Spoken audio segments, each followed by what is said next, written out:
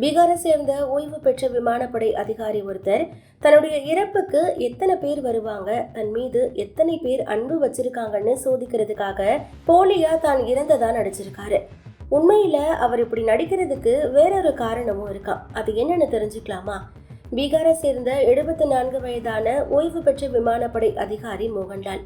இவர் கயாவில் இருக்க கொஞ்சி கிராமத்துல வசிச்சுட்டு வராரு. இந்த கிராம மக்கள் நீண்ட காலமா ஒரு பிரச்சனையை எதிர்கொண்டிருக்காங்க. அது என்னன்னா, மழைக்காலங்கள்ல நதி நீர்மட்டம் உயர்ந்து தகனம் செய்ய முடியாம பல குடும்பங்கள் துயரத்துல ஆழ்ந்திருக்காங்க.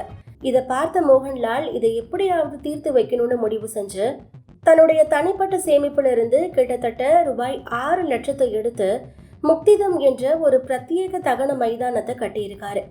அந்த தகன மைதானத்துல தகன கொட்டகை, இருக்கை இடம், மேடை, தண்ணீருக்காக ஒரு கை பம்ப் முதலானவை இடம்பெற்றிருக்கு. இந்த இடத்தை திறந்து வைக்க தான் அவரு வழக்கத்துக்கு மாறா ஒரு முறையை தேர்ந்தெடுத்திருக்காரு. உயிரோடு இருக்கும் போதே ஒரு இறுதி சடங்கு பாணியிலான ஊர்வலத்தை வழிநடத்தி ஒரு சவப்பட்டியில படுத்துக்கிட்டாரு. ஆனா முக்திதாம அடைஞ்சதும் எழுந்து நின்று ஒரு உருவ பொம்மையை தகனம் செஞ்சிருக்காரு. ஏன் இப்படி செஞ்சீங்கன்னு கேட்கும் போது, கிராமவாசிகள் இந்த இடத்தை பயன்படுத்த ஊக்குவிக்கிறதுக்காகவும் கவனத்தை ஈர்க்கிறதுக்காகவும் தான் இப்படி செஞ்சேன்னு சொல்லியிருக்காரு.